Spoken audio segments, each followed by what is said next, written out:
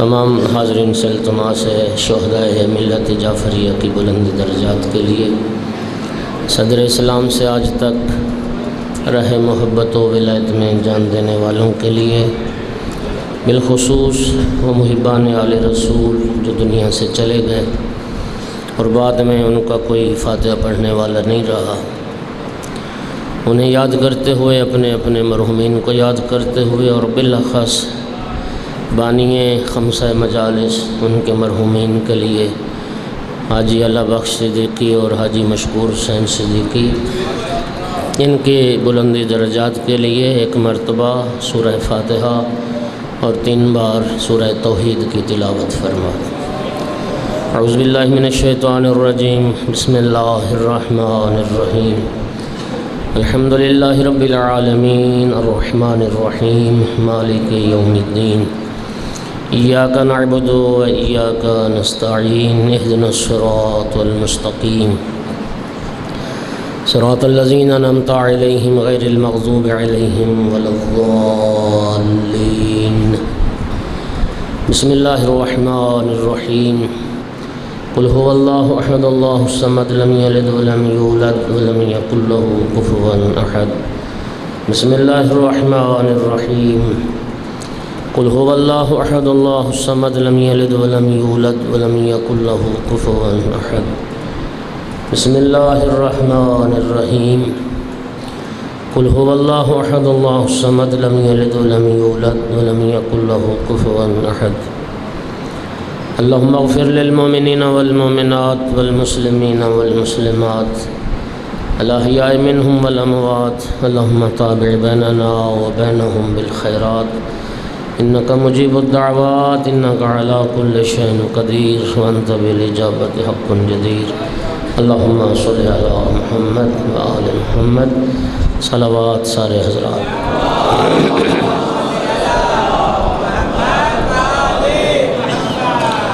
بارہویں آقا کے ظہور میں تاجیل کے لیے بھی صلوات۔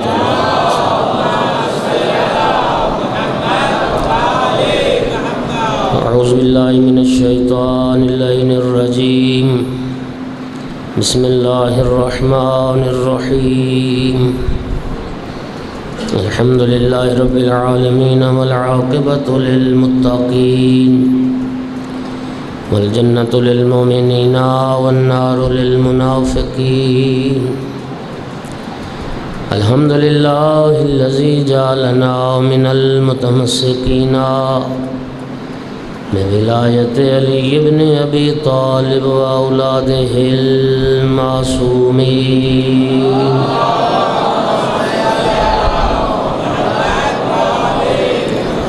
الحمد للہ الذی جعلنا من الباقین علی سید الشہداء و اولادہ و اصحابہ المظلومین،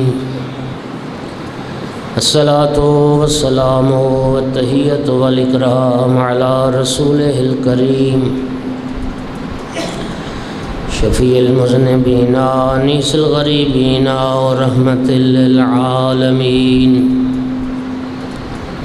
اعنی العبد المؤید الرسول المسدد المحمود الاحمد المصطفى الامجد القاسم محمد،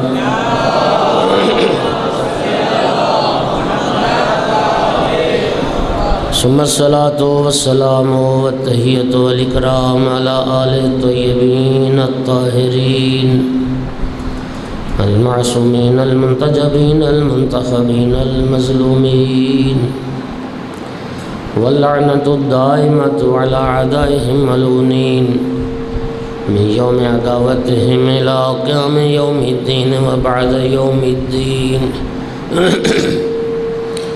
اما بعد فقال سبحانہ وتعالی فی کتابہ المجید، اعوذ باللہ من الشیطان الرجیم، بسم اللہ الرحمن الرحیم، یا ایہا الذین آمنوا قوا انفسکم واہلیکم نارا وقودها الناس والحجارہ، صلوات سارے پڑھیں۔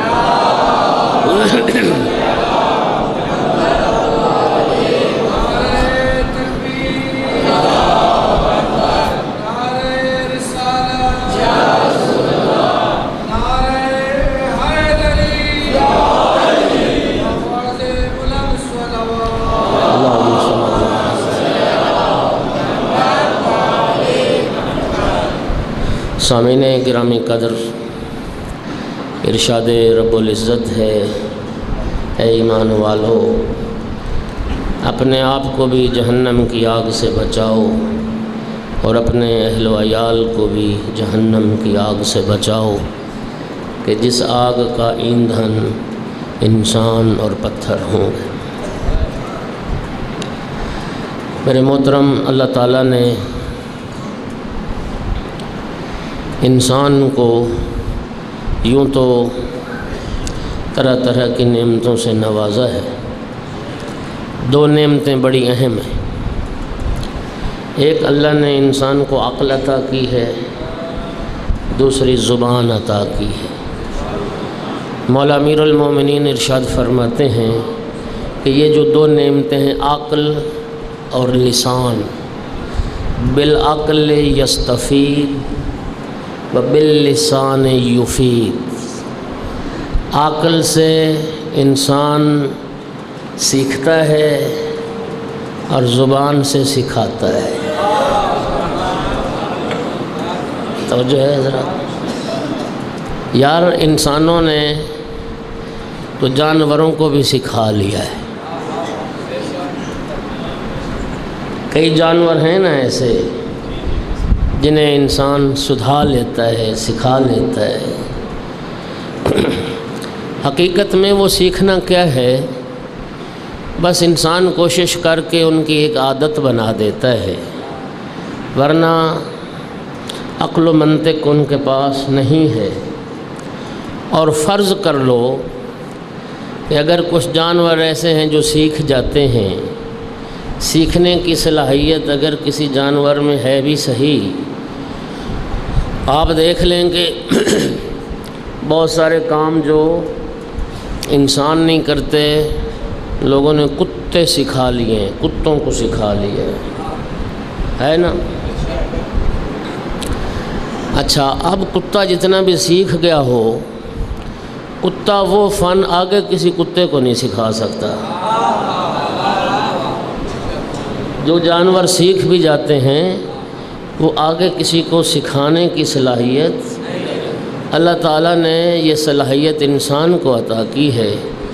عقل سے سیکھتا ہے اور پھر زبان سے وہ چیز دوسرے کو سکھاتا ہے۔ میرے دوستو، ان دو نعمتوں کے استعمال کا سب سے زیادہ حق ہماری اولاد رکھتی ہے کہ ہم اپنی اولاد کو سکھا لیں، اپنی اولاد کو اپنی آخرت کا ذخیرہ بنا لیں۔ اور میرے دوستو، میں نے کل عرض کیا تھا، سلسلہ کلام یہاں تک پہنچا تھا کہ تربیت اولاد کا مسئلہ بچے کی ولادت سے شروع نہیں ہوتا، بچے کی ماں کے انتخاب سے شروع ہوتا ہے۔ اور سید الانبیاء نے فرمایا ہے، من سعادت الدنیا، ایک حدیث میں فرمایا، متاع الحیات الدنیا الزوجۃ الصالحہ، اس دنیا کی پونجی نیک بیوی ہے، صالح بیوی ہے، باکردار بیوی متاع دنیا ہے۔ من سعادت المرء الزوجۃ الصالحہ، سرکار نے فرمایا نیک بیوی یہ انسان کی خوشبختی اور سعادت ہے۔ سید الانبیاء دعا کرتے تھے، آقا کی ایک دعا ہے، اللہم انی اعوذ بک من امرأۃ تشیبنی قبل مشیبی، یہ سرکار کی دعا ہے، میرا اللہ مجھے ایسی عورت سے بچانا جو مجھے بڑھاپے سے پہلے بوڑھا کر دے، مجھے اس عورت سے محفوظ رکھنا جو میرے بڑھاپے سے پہلے مجھے بوڑھا بنا دے۔ میرے محترم سامعین، لہٰذا یہ فریضہ، یہ ذمہ داری بڑی سوچ سمجھ کے، دنیا کو اہمیت نہ دو، مال دنیا کو اہمیت نہ دو، کردار کو دیکھو، ایمان کو دیکھو۔ شادی ہو گئی، اس کے بعد آپ تہذیب الاسلام ایک کتاب ہے علامہ مجلسی کی، حلیۃ المتقین اصل نام ہے اس کا، جو اردو میں ترجمہ کیا گیا تو اس کا نام رکھا گیا تہذیب الاسلام۔ میں التماس کروں گا اپنے محترم سننے والوں سے، وہ بھی کتاب ایسی ہے جو ہر مومن کے گھر میں ہونی چاہیے۔ اور ہر مومن کے مطالعے میں ہونی چاہیے۔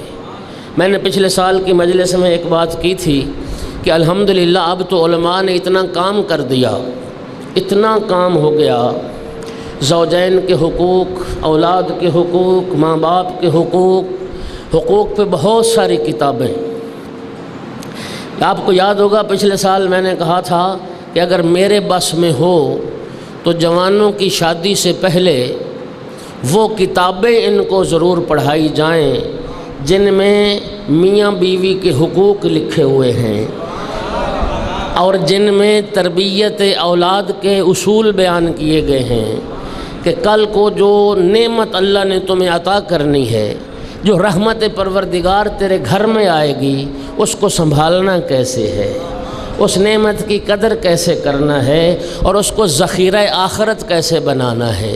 جب تک جوان تربیت اولاد کے ان اصولوں کو نہ پڑھے ان کو شادی کا حق نہیں۔ پہلے انتظام جس طرح گھر میں ہماری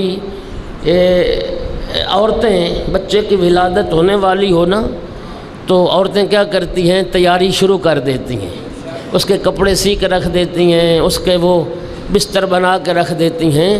میرا بھائی اس سے زیادہ ضروری ہے کہ ماں باپ اولاد کی تربیت کے ان اصولوں کو پڑھیں جو محمد وآل محمد نے بیان فرمائے ہیں، تاکہ ہم اولاد کو جنتی بنانے میں کامیاب ہو سکیں اور اپنے لیے ذخیرہ آخرت بنانے میں۔ تہذیب الاسلام میں وہ سارے احکام، وہ سارے آداب درج ہیں۔ شادی کیسے ہو، رخصتی کیسے ہو، رخصتی کے بعد کیا ہو، دلہن پہلی رات گھر آئے تو وہ آداب کیا ہیں، شریعت کیا سکھاتی ہے۔ میرے دوستو وہ ساری چیزیں، یہ سارے معاملات، دیکھیے دو چیزیں ہیں، ایک ہوتا ہے انسان کا بدن، ایک ہوتا ہے انسان کی روح۔ یہ جتنے آداب شریعت ہیں، جو شب اول ہے، شب زفاف کے ہیں، یہ جو نعمت خالق عطا کرے گا، وہ جو بچہ دنیا میں آئے گا، وہ جو تیرا بیٹی بیٹا پیدا ہوگا، اس کی روح اور بدن کی سلامتی کے سارے اعمال ہیں۔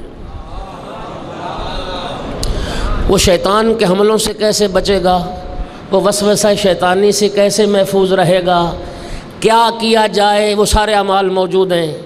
حقوق زوجیت کیسے ادا کیے جائیں کہ بچہ گونگا پیدا نہ ہو، بچہ اندھا پیدا نہ ہو، بچہ مجنون پیدا نہ ہو، کن کن آداب کا لحاظ رکھا جائے کہ بچہ احمق نہ بنے، بچہ ذہین کیسے پیدا ہو، اور کیا کیا جائے کہ اس عرصے میں جب انعقاد نطفہ ہو جائے پھر ماں کیا کھائے، کون سی غذائیں استعمال کرے، کون سی غذاؤں سے پرہیز کرے، یہ ساری چیزیں اس تہذیب الاسلام میں درج ہیں۔ وہ ماحول کیسا فراہم کیا جائے کہ نیک اولاد بنے۔ اور یاد رکھو سید الانبیاء ارشاد فرماتے ہیں، اولاد کے حقوق میں عرض کروں گا آج بھی اور کل کی مجلس میں بھی، ان میں سے سب سے اہم جو واجب حق ہے اولاد کا، سرکار فرماتے تیری اولاد کا حق تجھ پر یہ ہے کہ تو اپنی اولاد کو حرام نہ کھلا، حلال کھلا۔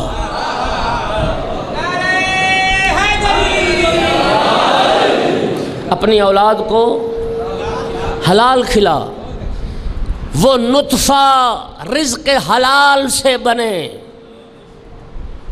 وہ نطفہ رزق حرام سے نہ بنے۔ رزق حلال یہ حق ہے تیری اولاد کا حق، اور حق ادا نہیں کرو گے قیامت کے دن پوچھا جائے گا، یہی اولاد تیرا گریبان پکڑ کے کہے گی تو نے کیوں مجھ کے رزق حرام کھلایا تھا، تو نے مجھے کیوں حرام کھلایا تھا، جبکہ میں جہنم کے راستے کا راہی بنا، تیرا حق تھا، میرا حق تھا کہ تو مجھے رزق حلال کھلاتا۔ یہ نقش اول ہے، یہ بنیاد ہے، یہ اساس ہے۔ رزق حلال اولاد کو کھلا، حرام اولاد کے قریب نہ جائے۔ میرا بھائی آپ جانتے ہو شریعت، یہ جو شریعت میں بہت ساری چیزیں منع کی گئیں، خنزیر کھانے سے منع کیا گیا، خون کھانے سے منع کیا گیا، مردار کھانے سے منع کیا گیا، جو اللہ کے نام پہ ذبح نہ ہو اس کے کھانے سے منع کیا گیا۔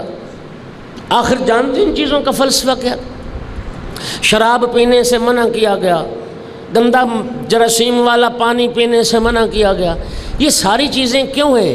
یہ ساری چیزیں شریعت نے جن کے کھانے کی اجازت دی اور جن کے کھانے سے منع کیا، دو چیزیں پیش نظر ہیں۔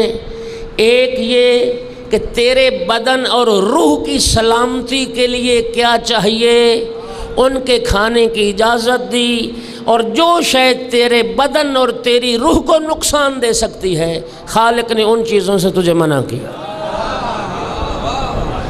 ان چیزوں سے تمہیں منع کیا ہے۔ وہ سارے آداب ہیں، باوضو ہو کے جاؤ، حقوق زوجیت کی ادائیگی کے وقت قبلہ رخ ہو، اللہ کی یاد ہو، دعائیں ہیں، یہ سارے معاملات اپنی جگہ پر۔ اب جب نطفہ رحم مادر میں منعقد ہو گیا، اب خالق کیا فرما رہا ہے؟ هو الذی یصور فی ارحامکم، اللہ ہے جو تمہاری ماؤں کے شکموں میں تمہاری تصویریں بنا رہا ہے، کیف یشاء، جیسے وہ چاہتا ہے۔ یہ آیت مجیدہ ہے۔ میں نے پڑھا کہ وہ جو خالق تصویریں بناتا ہے ماں کے شکم میں انسان کی، اب کیا کیا جائے کہ انسان اپنے قرآن سے، خالق کے فرمان سے، محمد و آل محمد کی تعلیمات سے اتنا دور ہو گیا ہے کہ اب لوگ قرآن کے اس فرمان کو بھی بھول گئے ہیں کہ اللہ قرآن میں صراحت سے یہ فرما رہا ہے کہ اللہ ہے جو تمہارے ماؤں کی شکموں میں تمہاری صورتیں بناتا ہے۔ اب تمہارے ممبروں سے آوازیں آ رہی ہیں کہ یہ کام کوئی اور کرتا ہے۔ ہاں، بات سمجھ آئی یہ نہیں آئی؟ اب میں تیرے اس خطیب کو دیکھوں یا اللہ کے کلام کو دیکھوں، اللہ کے فرمان کو دیکھوں؟ میرا بھائی، جو خالق کا کلام کہے وہی سچ ہے، جو اللہ کا فرمان کہے وہی سچ ہے، اور جو بات اللہ کے قرآن کے خلاف ہے دیوار پہ مارو اس بات کو، اور وہ جھوٹ بول رہا ہے اور مذہب تشیع کے لیے بدنامی کا باعث بن رہا ہے جو بات قرآن کے خلاف کی جائے۔ اب یہ میں عرض کر رہا تھا کہ یہ ماں کے شکم میں جو تصویر بن رہی ہے نا بچے کی، یہ در حقیقت ماں اور باپ کے اس کردار کے مطابق تصویر بن رہی ہے۔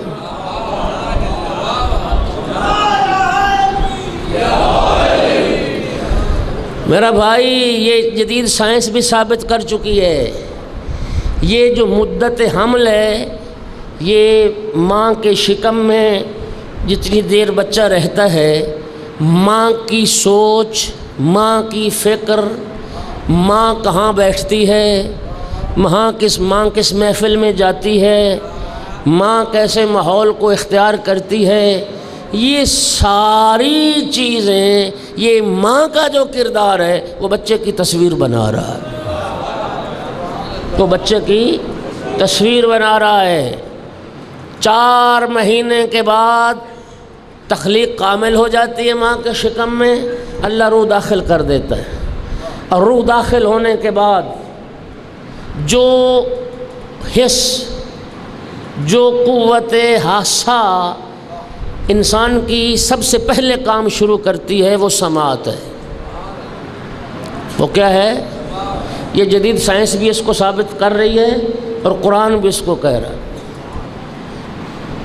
سورہ مبارکہ دہر میں جہاں انسان کی تخلیق کا خالق نے تذکرہ کیا ہے، جی وہاں پروردگار فرماتے ہیں ہم نے مرد عورت کے مخلوط نطفے سے انسان کو خلق کیا ہے، فجعلناہ سمیعا بصیرا، ہم نے سننے والا اور دیکھنے والا بنایا ہے۔ مفسرین نے لکھا اللہ نے سماعت کا تذکرہ پہلے اس لیے کیا ہے کہ سماعت سب سے پہلے کام شروع کر دیتی، ماں کے شکم میں بچے کی سماعت کام شروع کر دیتی۔ اب ماں کہاں بیٹھی ہے، کس ماحول میں بیٹھی ہے، کیا آوازیں آ رہی ہیں، وہ آٹومیٹکلی لاشعوری طور پر بچے کی سماعت سے ٹکرا رہی۔ ماں کیبل پہ بیٹھی ہے، گانے سن رہی ہے، فلمیں دیکھ رہی ہے، تو وہ آوازیں بچے کے اس لاشعور میں سماج سے ٹکرا رہی ہیں۔ اور اگر ماں مجلس حسین میں بیٹھی ہے، ماں تلاوت قرآن کر رہی ہے، تو وہ آوازیں بچے کی اس سماج سے ٹکرا رہی ہیں۔ یہ ہے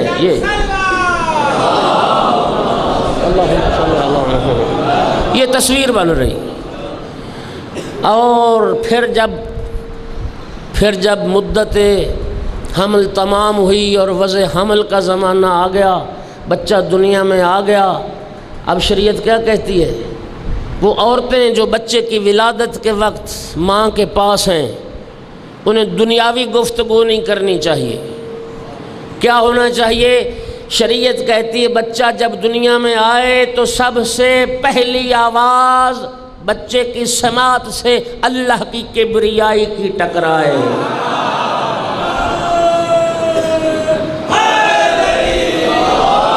سب سے پہلی آواز اللہ اکبر، اللہ کی کبریائی کی آواز بچے کی سماعت سے ٹکرائے۔ دائیں کان میں اذان کہی جائے اور بائیں کان میں اقامت کہی جائے، تاکہ پہلے دن ہی بچہ وحدہ لا شریک کی وحدانیت اور رسول اللہ کی رسالت اور علی مولا کی ولایت و امامت کی گواہی سے آشنا ہو جائے۔ یہ آواز پہلے دن اس کی سماعت سے ٹکرائے۔ اگلا حق کیا ہے اس کا؟ جب بچہ آیا اس کو گھٹی دی جاتی، گھٹی۔ شریعت نے گھٹی بھی بتائی، آپ بھی گھٹی کہتے ہیں ملتان والے۔ حنکو، امام صادق علیہ السلام فرماتے ہیں حنکو اولادکم بتربت الحسین۔ صادق آل محمد نے فرمایا اپنی اولاد کو گھٹی خاک کربلا کی دو،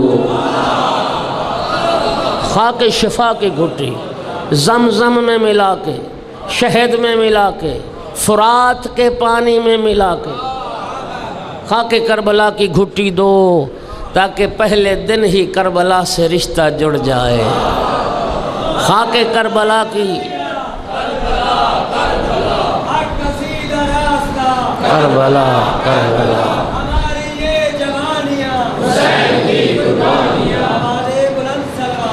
اللہم صلی اللہ علیہ وسلم۔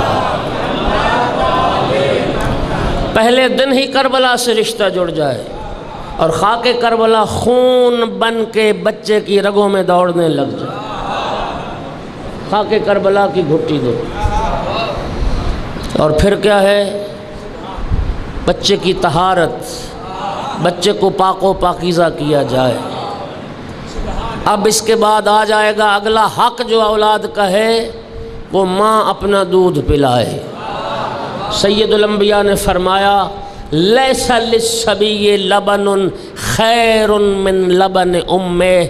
آقا فرماتے ہیں بچے کے لیے ماں کے دودھ سے بڑھ کے کوئی دودھ کائنات میں اچھا نہیں ہے۔ ماں کا دودھ، ماں کا دودھ، یہ حق ہے اولاد کا۔ خالق قرآن میں ارشاد فرماتا ہے کہ ماؤں کا حق ہے کیا کریں؟ کیا کریں؟ 2 سال مکمل کیا کریں؟ اپنے بچوں کو دودھ پلائیں، اپنے بچوں کو دودھ پلائیں۔ قرآن کہہ رہا ہے یہ حق ہے اولاد کا۔ مائیں وَلِلْوَالِدَاتِ أَن يُرْضِعْنَ أَوْلَادَهُنَّ حَوْلَيْنِ كَامِلَيْنِ، 2 سال مکمل، یہ حق رضاعت ہے، یہ بچے کا حق ہے۔ ماں اپنے بچے کو دودھ پلائے۔ دودھ سے بہتر کوئی شے اور اولاد کے لیے نہیں ہے۔ اور دیکھیے پھر ماں کا دودھ، میں نے عرض کیا ماں کا دودھ بھی تاثیر رکھتا ہے۔ کس عورت کا دودھ پلا رہے ہو اس کا بھی اثر ہے۔ سرکار نے ارشاد فرمایا کبھی بھی زناکار عورت کا دودھ بچے کو نہ پلانا، کبھی احمق عورت کا دودھ بچے کو نہ پلانا، کسی ناسبی عورت کا دودھ بچے کو نہ پلانا، کسی دشمن علی عورت کا دودھ بچے کو نہ پلانا، امام صادق علیہ السلام نے فرمایا لفظوں کا ذمہ دار ہوں، سرکار نے فرمایا لبن الیہودیہ والنصرانیہ خیر من لبن الناصبیہ، سرکار فرماتے ہیں کہ کسی دشمن اہل بیت عورت کے دودھ سے بہتر ہے کسی یہودی اور عیسائی عورت کا دودھ پلا دو۔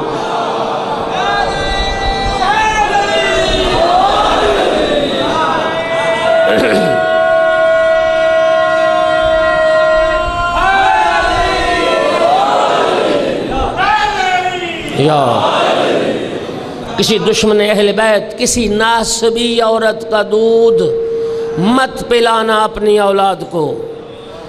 یہ دودھ تاثیر رکھتا ہے، یہ دودھ کا اثر ہے۔ سرکار نے فرمایا غور و فکر کرو کہ تم کیسی عورت کا دودھ اپنے بچے کو پلا رہے ہو اور اپنے بچے کی غذا قرار دے رہے ہو۔ اور دیکھیے یہ خالق کا کیا انعام ہے، یہ پروردگار کی کیا قدرت ہے جی، کہ پروردگار نے بچے کی یہ ہے تکوینی ہدایت، یہ ہے تکوینی ہدایت۔ اگر خالق نے بچے کی فطرت میں یہ علم نہ رکھا ہوتا کہ ماں کا دودھ کیسے پینا ہے، ساری کائنات کے علماء و فقہا کو جمع کر لیتے، بچے کو دودھ پینا نہیں سکھا سکتے تھے۔ ساری دنیا کے دانشور اکٹھے ہو کے بھی بچے کو دودھ پینا نہیں سکھا سکتے تھے۔ یہ ہدایت تکوینی ہے، یہ خالق نے ہدایت کی ہے۔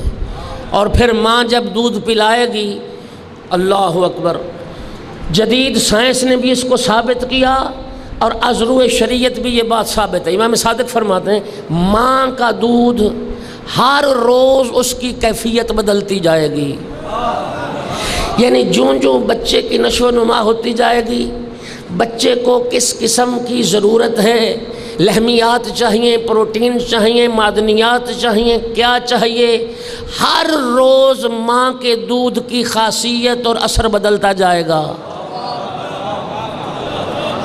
یہ جو ہم دودھ پیتے ہیں نا ڈبوں والا، اس کا ایک ہی فارمولہ ہے، اس کا ایک ہی فارمولہ ہے، لیکن جو ماں کا دودھ ہے ہر روز اس میں تبدیلی آتی جائے گی۔ کسی دن ماں کے دودھ میں پروٹینز کی تعداد زیادہ ہوگی، لحمیات کی تعداد زیادہ ہوگی، کبھی اس میں چربی کی تعداد زیادہ ہوگی۔ یہ بڑا سہل الہضم ہے، بڑا آسانی سے ہضم۔ اور ماں کے دو پستان جو ہیں، امام صادق فرماتے جانتے ہو اس کا فلسفہ کیا ہے؟ حضرت نے فرمایا اس کا فلسفہ یہ ہے کہ بچے کو کھانا بھی چاہیے، پینا بھی چاہیے، خورد بھی نوش بھی۔ ایک طرف کا دودھ اس کے پانی کی ضرورت کو پورا کرتا ہے، ایک طرف کا دودھ اس کے کھانے کی ضرورت کو پورا کرتا ہے۔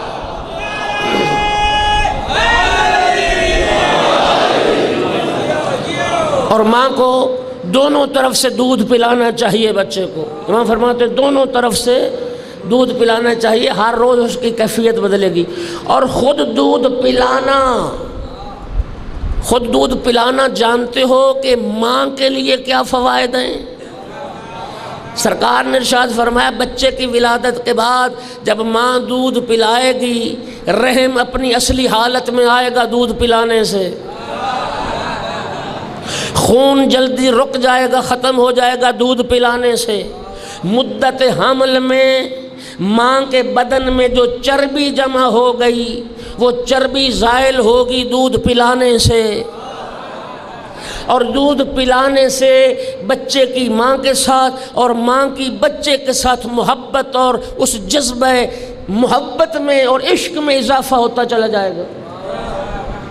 توجہ چاہ رہا ہوں۔ اور خصوصاً کیا تربیت ہے ہادیان برحق کی کہ ماں بچے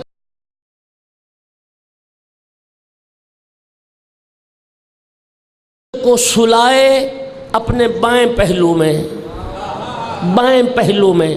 بچہ جب بائیں طرف سے دودھ پیتا ہے تو ماں کے دل کی دھڑکن چونکہ قریب سے محسوس کرتا ہے، قریب سے بچہ ماں کے بائیں پہلو میں آرام کی نیند سوتا ہے، چین کی نیند سوتا ہے۔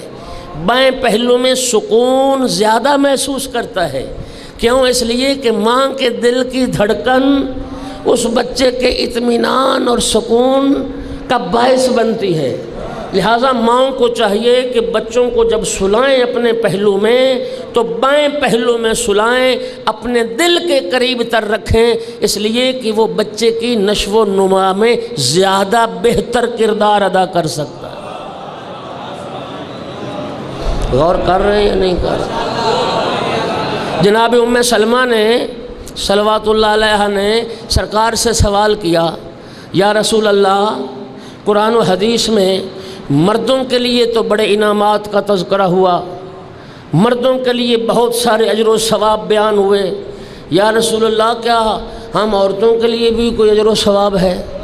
اب یہ جو جہاد کا اجر ہے، یہ جو جہاد کی فضیلت ہے، یہ مردوں کے لیے ہے، عورتوں کے لیے ہے ہی نہیں۔ تو بہت سارے ایسے معاملات، یا رسول اللہ کیا عورتیں محروم رہ جائیں گی؟ سید الانبیاء نے فرمایا، ام سلمہ تمہیں کس نے کہا کہ عورتوں کا اجر و ثواب کم ہے مردوں سے؟ سرکار نے فرمایا، ایک عورت جب اپنے شکم میں ایک بچے کو پالتی ہے، اس کی جو مدت حمل کا زمانہ ہے، سرکار نے ارشاد فرمایا کہ شب زندہ دار، ساری رات کھڑے ہو کے نمازیں پڑھنے والا اور سارا دن روزے میں گزارنے والا، جتنا اجر اس مرد کا ہے نا، اتنا اجر خاتون کو ایک دن کا ملتا ہے جب تک بچہ ماں کے شکم میں رہتا۔ ایک دن کا اتنا اجر اور ثواب خالق عطا کرتا ہے۔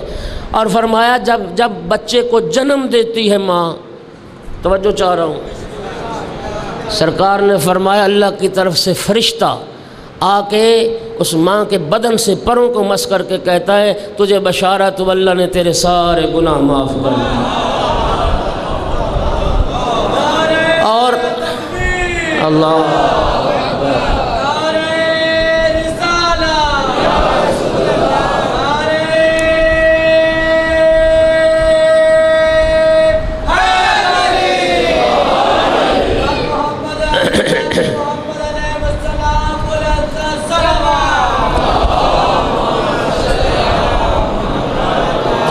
اور پھر سرکار نے فرمایا، جب ماں بچے کو دودھ پلاتی ہے، اب 2 سال رضاعت کا زمانہ، دن رات میں کتنی بار پلاتی ہے، حساب خود کرتے رہنا۔ آقا نے کیا فرمایا؟ فرمایا ام سلمہ، جب ایک بار ماں بچے کو دودھ پلائے گی، نسل اسماعیل علیہ السلام میں سے ایک غلام کے آزاد کرنے کا ثواب اس دودھ پلانے والی ماں کو ملتا ہے۔ ایک بار دودھ پلانے کا، کتنی بار پلائے گی، کتنا اجر و ثواب کمائے گی؟ سرکار نے فرمایا، کب اللہ نے عورتوں کو محروم کیا اجر و ثواب سے؟ اور سرکار نے اس لیے تو فرمایا تھا، مردوں کا جہاد ہے میدان میں جانا، تیر و تلوار لے کے کھانا مارنا، لیکن عورت کا جہاد المرأۃ حسن التباعل، شوہر کی خدمت کرنا اور اولاد کی تربیت کرنا، یہ عورت کا سب سے بڑا جہاد۔ اور یہ دودھ تاثیر رکھتا ہے۔ اب دودھ عورت کیسے پلائے؟ توجہ، اگر دیندار ہے، اگر مسائل شریعت سمجھتی ہے، اگر مسائل دین جانتی ہے، باوضو ہو کے دودھ پلائے، اس کا اور اثر ہے۔ طیب و طاہر ہو کے دودھ پلائے، اس کی اور تاثیر ہے۔ میں نے سنا ہے آپ کو، شیخ مرتضیٰ انصاری آفتاب فقاہت تشیع جب مرجعیت کے منصب پہ فائز ہوئے، دنیا آئی شیخ انصاری کی ماں کے پاس، مبارک ہو آپ کا بیٹا وقت کا مرجع بن گیا اور پوری دنیا کے شیعوں کا مرجع۔ ماں نے کہا کہ میرا بیٹا مرجع بن گیا، میرا بیٹا مقام نبوت پہ بھی چلا جائے تو مجھے کوئی تعجب نہیں۔ اللہ اکبر۔ کیسے؟ فرمایا پوری رضاعت کا زمانہ جو دودھ پلانے کا عرصہ تھا نا، میں نے ایک بار بھی بغیر وضو کے دودھ نہیں پلایا۔ ایسے تربیت ہوتی ہے۔ یہ ہیں تربیت کے طریقے، یہ ہیں اصول تربیت۔ غذا حلال ہو، دودھ حلال کا ہو، لقمہ حلال گھر آئے، توجہ چاہ رہا ہوں، ہاں جی، اور ماں دیندار ہو، ماں متدین ہو، تو پھر ظاہر ہے پھر انشاءاللہ اولاد بھی ایسی خوبصورت، ایسی نیک اور صالح با کردار بنیں گی۔ میرا بھائی یہ سارا کام کوشش سے ہے کہ ہم اس میں اپنی کتنی کوشش کر سکتے ہیں اور اپنا کتنا کردار ادا کر سکتے ہیں۔ ایک صلوات پڑھو سارے، بلند آواز۔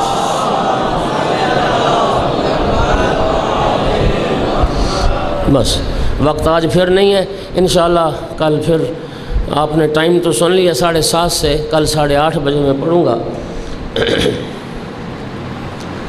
افسوس یہ ہو رہا ہے کہ مجھے جب پہلی مجلس ہو گئی تھی تو پھر بتایا کہ یہ ہمارا خواہش ہے کہ اس موضوع پہ بات جو ہے وہ کی جائے، تو بہرحال کاش پہلی مجلس بھی اگر اسی موضوع پہ ہو جاتی تو میں کل تک کافی موضوع کو سمیٹ لیتا، تو انشاءاللہ سلسلہ چلے گا۔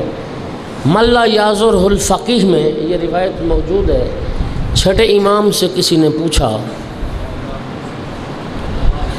کہ مولا دنیا کی سب سے میٹھی شے کیا ہے؟ امام نے فرمایا جوان بیٹا۔ سائل نے سوال بدلا، مولا دنیا کی سب سے تلخ شے کیا ہے؟ فرمایا جوان بیٹے کی موت۔ امیر المومنین نے بھی نہج البلاغہ میں فرمایا موت الولد قاسمۃ الزہر، بیٹے کی موت باپ کی کمر توڑ کے رکھ دیتی۔ آپ سمجھ گئے، یہ معرفت ہے آپ کی، یہ صرف اسی مجلس کا فیض ہے، یہ اعجاز اسی مجلس کا ہے۔ آپ سمجھ گئے کہ ہم شکل پیغمبر کا میں نے تذکرہ کرنا ہے۔ آل محمد کے گھرانے کی پہلی قربانی کربلا میں شہزادہ علی اکبر، پہلی قربانی۔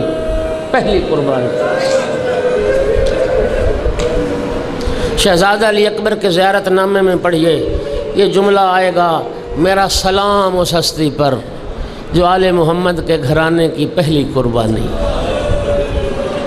شہزادہ علی اکبر آئے ہیں بابا کے پاس، بابا مجھے اذن جہاد دیجئے۔ میں نے نہیں پڑھا کسی روایت میں امام حسین علیہ السلام کو تردد ہوا ہو۔ ایک جملہ مقاتل نے لکھا، ناظر الیہ نظرۃ عائس، ایک مایوسانہ نگاہ علی اکبر پر ڈالی، وَأَرْخَ عَيْنَيْهِ فَبَقَى، اور اپنی آنکھوں کو رونے کے لیے چھوڑ دیا۔ اللہ اکبر، اللہ اکبر۔ اللہ جانتا ہے دنیا میں ہر باپ کو بیٹے سے محبت ہے، جوان بیٹا بڑا پیارا ہوتا ہے۔ میں نے ایک ذمہ دار عالم دین سے یہ جملہ سنا ہے، ہر باپ کو بیٹے سے محبت ہے، لیکن خدا جانتا ہے یعقوب کو یوسف سے بھی اتنی محبت نہیں تھی جتنی امام حسین کو علی اکبر سے محبت۔ جب نیزوں پہ 11 محرم کو جب شہیدوں کے سر تن سے جدا کیے گئے، جب شہیدوں کے سر نیزوں پہ سوار کیے گئے، کربلا سے کوفہ اور کوفہ سے شام تک امام حسین علیہ السلام کا سر مبارک اسی نیزے کی طرف دیکھتا رہتا تھا جس پہ علی اکبر کا سر سوار تھا۔ اسی نیزے کی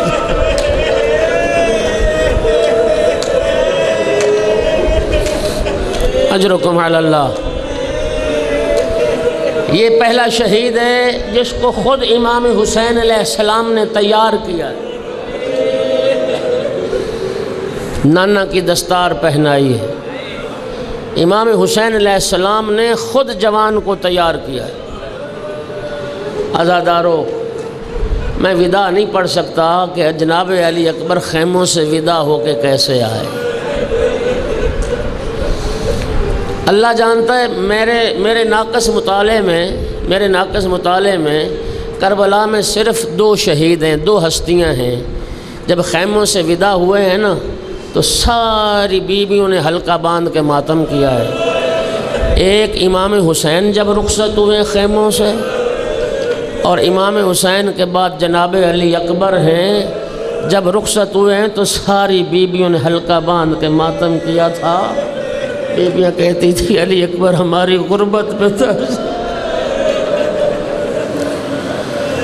شہزادہ ودا کر کے آیا، امام حسین علیہ السلام نے بیٹے کو سوار کیا، اجرکم علی اللہ، اور کسی شہید کے روانہ کرتے وقت جو جملے نہیں فرمائے جو جناب علی اکبر کو روانہ کرتے وقت فرمائے، اللہم اشہد علی ہؤلاء القوم لقد برز الیہم غلام اشبہ الناس خلقا وخلقا ومنطقا برسولک وَكُنَّا إِذَا اشْتَقْنَا إِلَيْهِ وَكُنَّا إِذَا اشْتَقْنَا إِلَىٰ زِيَارَةِ نَبِيِّكَ فَنَظَرْنَا إِلَيْهِ۔ میرا اللہ گواہ رہنا، اب وہ جوان جا رہا ہے جو رفتار میں، جو گفتار میں، جو کردار میں، جو شکل و صورت میں سب سے زیادہ تیرے رسول کے مشابہ، اور میرا اللہ تو جانتا ہے جب تیرے رسول کی زیارت کا شوق ہوتا تھا، علی اکبر کی زیارت کر کے رسول کی زیارت کا شوق پورا کرتے تھے۔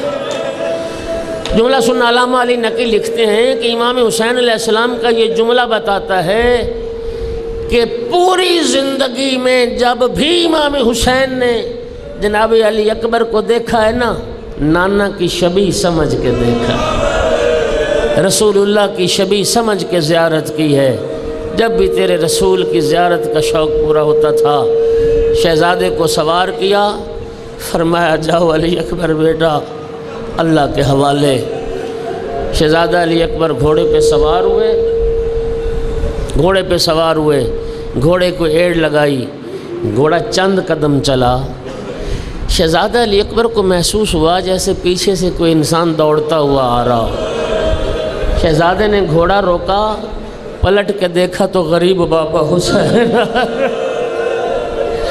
گھوڑے سے اترے، عرض کی بابا آپ نے خود ہی تو مجھے روانہ کیا، بابا میرے پیچھے دوڑتے دوڑتے اس وقت فرمایا علی اکبر تو ضعیف ہوتا، تیرا جوان بیٹا ہوتا موت کی طرف جا رہا ہوتا، علی اکبر میں پوچھتا پھر ضعیف باپ کے دل کے دوبارہ ودا کیا، دوبارہ شبیہ رسول کو چوما، دوبارہ سوار کیا۔ اب جب سوار کیا ایک جملہ فرمایا علی اکبر بیٹا جاؤ، لیکن ایک بات کا خیال رہے، جب تک سامنا رہے مجھے مڑ مڑ کے دیکھتے رہے۔ علی اکبر مجھے پلٹ شہزادے نے پہلا حملہ کیا، 120 ملائین کو واصل جہنم کیا۔ امام مظلوم جناب ام لیلہ کے خیمے میں، ام لیلہ دعا کر، میرے نانا نے فرمایا ہے کہ ماں کی دعا اولاد کے حق میں مستجاب ہے۔ ام لیلہ ایک بار دعا تو کر میرا اکبر زندہ واپس آ جائے۔ ایک بار میرا بی بی نے سر سے چادر اتاری، خاک کربلا سر میں ڈالی، یا راد یوسف علی یعقوب، اے یعقوب سے یوسف ملانے والی ذات ایک مرتبہ میرا اکبر واپس۔ دعا مستجاب ہوئی، شہزادہ پہلے حملے سے پلٹا، لیکن کیفیت کیا تھی؟ بابا کے پاس آ کے عرض کی یا بتا العطش قد قتلنی، بابا پیاس نے مجھے مار کر، سکل الحدید اجہدنی، بابا لوہے کے گرم ہتھیاروں نے مجھے تھکا دیا، فحل الی شربت من الماء سبیل۔ جن کے جوان بیٹے ہو، جن کی جوان اولاد ہے، کوئی اس درد کو سمجھے گا؟ علی اکبر جیسا بیٹا اپنے بابا سے ایک گھونٹ پانی مانگے، بابا ایک گھونٹ، بابا ایک گھونٹ پانی مل سکتا ہے؟ میرے آقا نے کیا فرمایا؟ پانی تو تھا نہیں، بیٹے کا دل رکھنے کے لیے فرمایا بنیا ہاتھ لسانک، علی اکبر آؤ اپنی زبان میرے منہ میں رکھو۔ جناب علی اکبر کا زبان رکھنا تھا، دوسرے لمحے زبان کھینچ کے عرض کی یا بتا لسانوں کا اے بس باللسانی، بابا آپ کی زبان تو میری زبان سے بھی زیادہ۔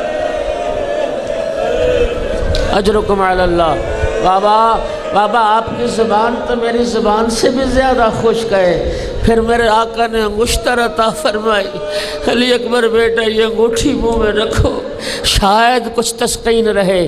شہزادے نے پھر دوسرا حملہ کیا، 80 ملاعین کو واصل جہنم کیا۔ اجرکم علی اللہ۔ بس مرہ بن منقذ عبدی کہتا ہے کہ دنیا عرب کا گناہ میرے سر پر ہو، اگر میں اس جوان کے بابا کو ان کے غم میں نہ رلاؤں۔ بس عزادارو اس ملعون نے جو نیزہ مارا، جناب علی اکبر اب گھوڑے پہ سنبھل نہ سکے۔ عزادارو پھر جہاں سے گھوڑا گزرا فَقَتَّلُوا بِأَسْيَافِهِمْ إِرْبًا إِرْبًا، بس گھوڑے سے گرنا تھا، ایک مرتبہ آواز دی یا ابتا علیک من السلام، بابا میرا آخری سلام۔ اور پھر جملہ کہا یا ابتا ھذا جدی رسول اللہ، بابا اب پریشان نہ ہونا، آپ مجھے پانی نہ پلا سکے تھے، پریشان نہ ہونا، میرے نانا آ گئے، مجھے کوثر سے سیراب کر دیا۔ بس عزادار اس آواز کا آنا تھا، مظلوم کربلا چلے مقتل کی طرف، اور زبان پہ جملے تھے یا علی یا علی یا علی۔ علامہ علی نقی فرماتے ہیں مجھے نہیں پتا کس علی کو بلا رہے، مجھے نہیں پتا کہ نجف سے بابا علی کو بلا رہے تھے، بابا آؤ میں علی اکبر کا لاشا اٹھانے جا رہا، یا اپنے بیٹے علی اکبر کو آواز دے رہے تھے علی اکبر آواز دو، مجھے نظر نہیں آتا علی اکبر۔ عزاداروں مظلوم چلے جوان بیٹے کی لاش کی طرف، خدا جانے وہ فاصلہ کتنا تھا، ایک منزل آئی حسین چلتے چلتے گر گئے، عزاداروں بدن کی طاقت ختم ہو گئی۔ اب مظلوم نے کیا کیا؟ زانو بزانو بلاش پسر رسید، گھٹنوں کے بل چلنا شروع کیا۔ عزاداروں جہاں جوان ایڑیاں رگڑ رہا تھا، عزاداروں جناب علی اکبر کے سرہانے پہنچے، ایک مرتبہ اکبر کا سر اٹھا کے زانوں پہ رکھا، اپنے رخسار علی اکبر کے رخسار پہ رکھے، اور ایک جملہ فرمایا یا بنیا لقد استرحت من ہم الدنیا وغمہا وبقی ابوک وحیدا فریدا، علی اکبر بیٹا تو دنیا کے دکھوں سے نجات پا گیا، تیرا غریب بابا اکیلا رہ گیا۔ اجرکم علی اللہ۔ دیکھا علی اکبر نے کلیجے پہ ہاتھ رکھا، علی اکبر ہاتھ کیسا بابا؟ برچھی کا پھل سینے میں رہ گیا۔ میرے آقا نے فرمایا علی اکبر بیٹا تو فخر اسماعیل میں فخر ابراہیم۔ عزادر و جوان کے کلیجے کی اس برچھی میں ہاتھ ڈالا، اللہ اکبر کہہ کے پھل برچھی کا نکالا، پھل کیا نکلا؟ علی اکبر کا کلیجہ نکلا۔ علی اکبر نے آخری ہچکی لی، مظلوم نے رخسار رکھ دیے، یا بنیا علی الدنیا بعدک العفا، علی اکبر تیرے بعد زندگانی دنیا پر خاک، اب جینے کا مزہ اٹھ گیا۔ بس آخری جملہ عزادارو، امام حسین نے چاہا جوان بیٹے کی لاش کو اٹھائے، لیکن لاش نہ اٹھی۔ ایک مرتبہ خیموں کا رخ کیا، اپنی ابا کے دامن سے اشارہ کیا، اے بنی ہاشم کے بچوں آؤ، بنی ہاشم کے بچوں آؤ، علی اکبر کا جنازہ اٹھاؤ۔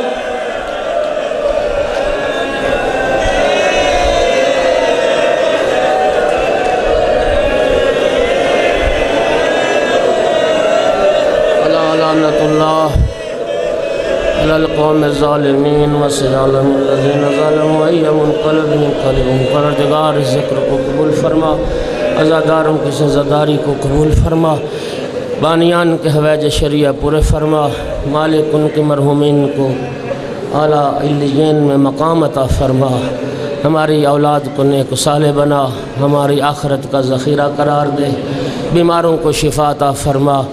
کریم اللہ جناب علی اکبر کی اس شہادت کے صدقے میں سید جعفر شاہ صاحب کو شفا عطا فرما، مالک سید خطیب الحسن کو شفا عطا فرما، ہر بیمار مومن مومنہ کو شفا عطا فرما، مالک امام عصر کے ظہور میں تعجیل فرما، زائرین امام کے سفر بے خطر فرما، مالک معرفت کے ساتھ زندگی میں بار بار آقا امام حسین کی زیارت نصیب فرما، سوائے غم آل محمد دنیا کی کسی غم میں مبتلا نہ فرما، امام عصر کے ظہور میں تعجیل فرما۔ ربنا تقبل منا